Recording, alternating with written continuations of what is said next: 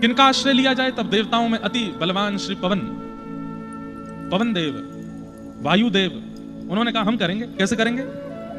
तो प्रभु श्री कृष्ण, प्रभु नारायण जब मोहिनी रूप धारण किए, इतने सुंदर बन गए, इतने सुंदर बन गए, सब देख करके मोहित हो गए।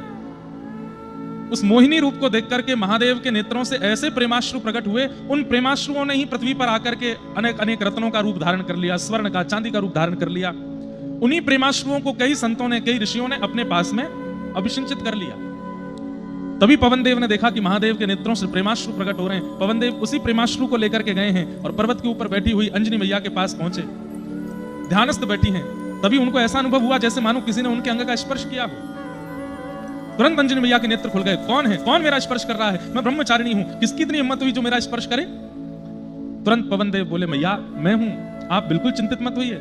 आपने मेरा स्पर्श कैसे किया? मैं पवित्र नारी हूं, आपने मेरा स्पर्श किया कैसे? पवन देव बोले, मैया मैं पवन देव हूं, चींटी से लेके हाथी तक सबके स्पर्श करने का अधिकार है मेरा, मैं सबको स्पर्श कर सकता हूं, मुझसे ज्यादा पवित्र कोई है नहीं। इसलिए आप बिल्कुल चिंतित मत होइए कि मेरे स्पर्श से कहीं कोई अपवित्र भाव ना आया हो। मेरा अधिकार है आपको स्पर्श करने का। क्यों आए हैं आप? बोले कि मां आपके चित्त में जो इच्छा है उसकी पूर्ति के लिए आया हूं। आप बिल्कुल सावधानी से बैठे रहिए, मैं आपके कर्ण रंध्र से कुछ भाव आपके चित्त में अभिषिंचित करूंगा, जिससे एक ऐसा बालक आपके कुल में प्रकट होगा जो प्रभु की सेवा, प्रभु की सहायता करे, जो आपकी इच्छा, जो आपकी भावना, उन सबकी पूर्ति करे। और अंजनी मैया ध्यानस्थ बैठी हैं और तभी कर्ण रंध्र से वह प्रेमाश्रु महादेव का गर्भ में विराजमान हुआ और अंजनी मैया के गर्भ से प्रभु श्री हनुमान का अवतरण हुआ। अब देखो कितनी कथाएं हैं। एक कथा यह भी है। अब इस कथा से शंकर सुवन भी हो गए, पवन तने भी हो गए।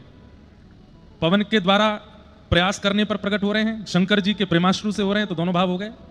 और वो प्रसिद्ध कथा सबने सुनी है कि कैकेयी जी का जो खीरांग था उसको एक चील लेकर के उड़ी और जाकर के वहां अंजनी मैया की गोद में छोड़ दिया। उसको पाकर के श्री हनुमान जी महाराज का प्रादुर्भाव हुआ। तो उस भाव से वो केसरी नंदन भी है। केसरी नंदन इसलिए भी है क्योंकि अंजनी जी के, हनुमान जी के पिता तो केसरी भगवान ही हैं, तो केसरी नंदन भी हैं, शंकर सुवन भी हैं, पवन तनय भी हैं, तीनों के पुत्र हैं श्री हनुमान जी महाराज।